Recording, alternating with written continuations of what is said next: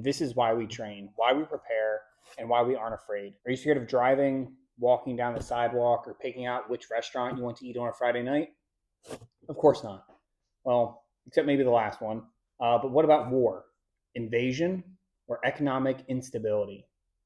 Now that I have your attention, let's look at why being prepared removes fear and equips you for the future.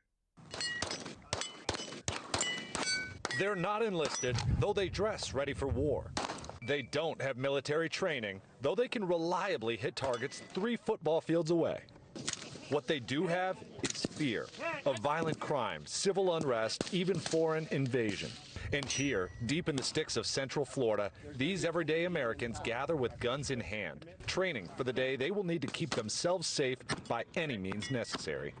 All right, the video I just showed depicts the media's portrayal of preparedness, being prepared citizen, stuff like that. The days of Doomsday Preppers TV show are long gone, and you being the crazy uncle for owning a single AR-15 and a couple mags of ammo, it's no longer a thing. It's becoming more mainstream to be prepared. We see more and more every week and month why being prepared could make a serious difference when an emergency happens to you personally or in the region you live in. We've seen, recently with the Texas flooding, with the freak storms that have been hitting different areas, there's all the reasons to be prepared. And one big one is economic instability. All right, so briefly glancing over how we prepare for economic instability. The biggest thing that you want to take away is that we don't keep all of our money stuffed under our mattress, but we also don't keep it all in a savings account. You diversify. You have physical assets, things, stuff, physical cash, as well as high yield savings, retirements, 401ks, and traditional savings accounts. Because when you put all your eggs in one basket, if something happens to that basket, there went all your eggs. And me personally, since I have chickens, I like to keep my eggs in multiple baskets. Domestic invasion. Domestic invasion isn't as big of a problem once you remember the saying, used to be, there's a gun for every blade of grass in America. But now, the saying should be more like body armor, night vision, rifles, pistols, suppressors, and cannons behind every blade of grass. Because realistically, more Americans than ever are pushing to restore our natural rights, our right to self-defense, our right for self-preservation. Because of that, we're seeing these things become more commonplace, and the more people that are equipped, the better chance we stand in that kind of a situation. Americans are preparing more now than ever, and that should make you proud of what you are doing to prepare. One of the last thing, and that's war. War coming up on the horizon is scary. There's no doubt about that, but there are things you can do to prepare yourself and your family if you are eligible for the draft. I'm going to be putting the draft information, the criteria above me, and it may seem like a far away, impossible concept, but that's how it felt in the early 60s before they instituted the draft. Some things that you can do to prepare beforehand is your physical fitness. You should be doing this anyways. It's your most important prep. Your body, you're nothing without it. So you have your physical fitness, your weapon safety and handling, your knowledge on historical battles and general military history, as well as your spiritual fitness. So with all of these things in mind, you need to be doing these things anyways.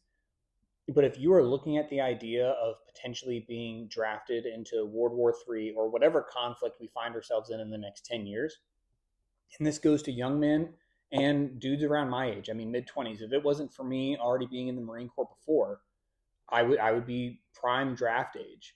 And it would suck to have to leave my wife and kids now. I'm glad I got it out of the way. That being said, moving on to the final piece, and this is one that's helped me a lot, and that's that spiritual preparedness. Everyone has heard the saying, there's no atheist in a foxhole. But if you really look at this, some situations are truly easier to make it through and reconcile with afterwards if you have that spiritual base, the spiritual maturity and knowledge to be able to process these events and things that are happening around you.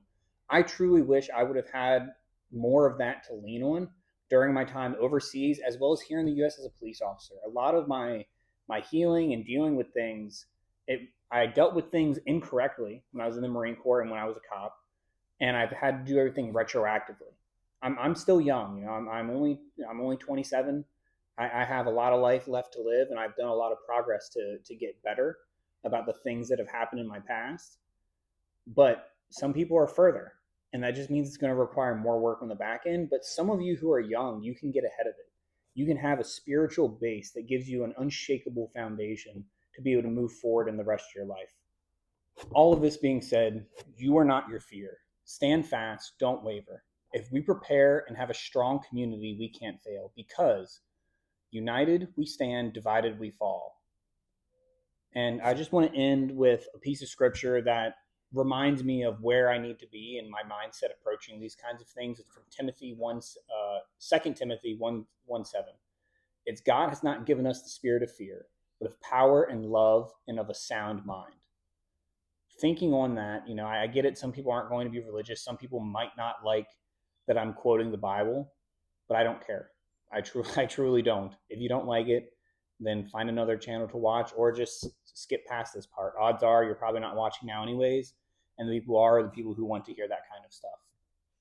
So, all that being said, that's my views on fear and preparedness. I watched that video. I saw it like pop up in my YouTube suggested for some reason, and I clicked on it. I was like, "What is this?" And it lit a fire under me. I'm like, "We are not scared. We're not scared. We're not. That's not what this is. Being prepared is past fear. We have more preparedness than we have fear." So, those are my thoughts on it. This is just a little thought piece kind of thing. It's very hot out here. I'm sweating. I've got the table glistening. But anyways, like, comment, subscribe, all that stuff helps. And until next time, stay hydrated, stay strapped, and stay blessed, guys. Thank you.